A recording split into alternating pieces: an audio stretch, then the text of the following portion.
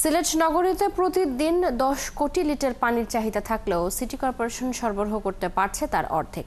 তাই খাবার পানির সংকটে রয়েছে শহরের অর্ধেক মানুষ। এছাড়া ১৫টি নতুন ওয়ার্ডে এখনও পানির লাইনই বসানো হয়নি। সমস্যার সমাধানে সিটি কর্পোরেশন থেকে নতুন ওয়াটার ট্রিটমেন্ট প্ল্যান্টের উদ্যোগ নিলেও আর্থিক কারণে তা থমকে রয়েছে। সাকিব আহমেদ মিঠুর প্রতিবেদন। ৩ বছর আগে সিলেটে ওয়াসা গঠন হলেও শুরু হয়নি এর কার্যক্রম। তাই নগরীর ২৭টি ওয়ার্ডের নাগরিকদের নিয়মিত পানি সরবরাহ করতে পারছে না সিলেট সিটি কর্পোরেশন। প্রয়োজনের তুলনায় পানি সরবরাহ হচ্ছে অর্ধেক।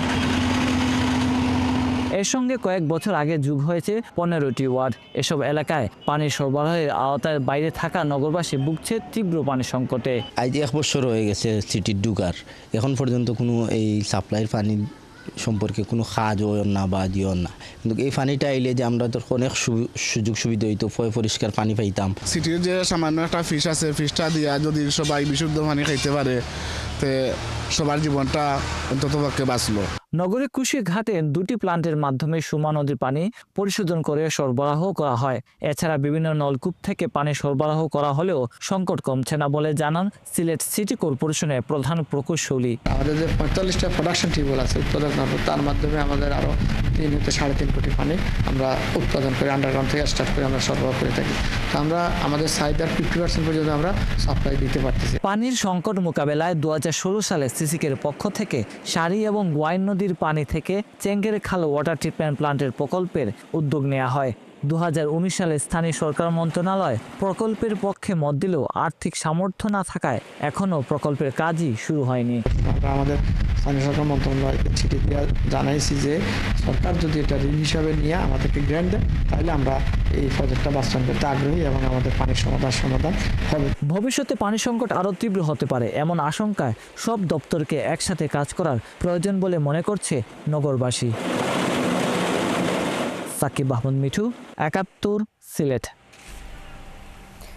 সিলেট নগরের পানি সংকটের বিষয়ে বিস্তারিত জানাতে আমাদের সাথে এই মুহূর্তে যুক্ত আছেন সহকর্মী সাকিব আহমেদ মিঠু। মিঠু, পানির সংকট এত তীব্র হলো কেন, কি বলছে বিষয় সিটি কর্পোরেশন? ওয়াটার ট্রিটমেন্ট প্ল্যান্টের বিষয়ে কি বলা হচ্ছে, বিস্তারিত জানাবেন।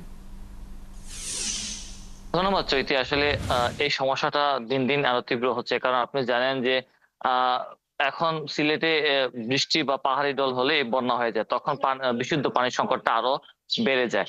২০২২ সালে কিন্তু সিলেটে ২৭টি ওয়ার্ড থেকে কিন্তু ৪২টি ওয়ার্ড হয়েছে, ১৫টি ওয়ার্ড নতুন করে যুক্ত হয়েছে। এখন পর্যন্ত সেই নতুন ওয়ার্ডেও কিন্তু এখনো যে সাপ্লাইয়ের পানি, সেই সাপ্লাইয়ের পানি কোনো কার্যক্রমই আসলে পৌঁছায়নি। পানি তো পৌঁছাবে দূরের কথা। যেটি হচ্ছে মূল বিষয়, পানির সংকট কমাতে কিন্তু সিলেট সিটি কর্পোরেশন একটি উদ্যোগ নিয়েছিল ২০১৬ সালের দিকে। সিলেটে যে চেঙ্গের খাল, সারি নদী, গোয়াইন নদীকে সূত্র ধরে চেঙ্গের খাল থেকে যে পানি তুলে একটি ওয়াটার ট্রিটমেন্ট প্ল্যান্ট তারা স্থানীয় সরকার মন্ত্রণালয়ে পাঠিয়েছিলেন। কিন্তু স্থানীয় সরকার মন্ত্রণালয়ে পাঠানোর পর যে সিলেট সিটি কর্পোরেশন যেটা মনে করেছেন, তারা হচ্ছে তাদের কাছে সেই আর্থিক সামর্থ্য নেই তারা আসলে এই প্রকল্পটি বাস্তবায়ন করার মতো। তারা চেয়েছেন যে যদি সরকার তাদেরকে এটা একদমই সরকার উদ্যোগ নিয়ে যদি সেটি তৈরি করে দেন, তাহলে সেটি যদি পূর্ণাঙ্গ রূপ পায় তাহলে পানির সংকটে সেটি কমে আসবে।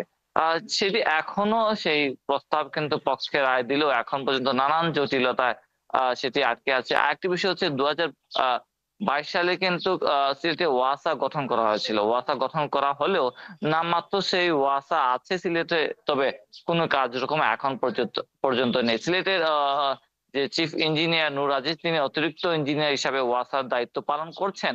তবে তিনি চাচ্ছেন যদি পূর্ণাঙ্গ ওয়াসা প্রতিষ্ঠিত হয় সিলেটে, তাহলে কিন্তু ওয়াসার যে কার্যক্ষমতা আছে, তারা বিভিন্ন ফান্ড তৈরি করা বা ফান্ড নিয়ে আসে, সেই কার্যক্রমটা ওয়াসা করতে পারে। ওয়াসা যদি পূর্ণাঙ্গ রূপ নেয় সিলেটে, তাহলে কিন্তু পানি সংকট নিয়ে তারা কিন্তু আরো কাজ করতে পারবেন। আপনাকে জানিয়ে দিচ্ছি, নগরবাসীর মূল দাবি যত দ্রুত সম্ভব এই কাজটা শুরু করা, কারণ যারা ডিপ কল বসিয়ে যারা পানি উত্তোলন করেন, তাদের কিন্তু একটা বড় ধরনের অঙ্ক টাকার অ্যামাউন্ট কিন্তু তারা ব্যয় করতে হয়। প্রায় একটি ডিপ কল বসাতে হলে প্রায় ১.৫ থেকে ২ লক্ষ টাকা কিন্তু ব্যয় করতে হয়। সেই সামর্থ্য অনেকে নেই।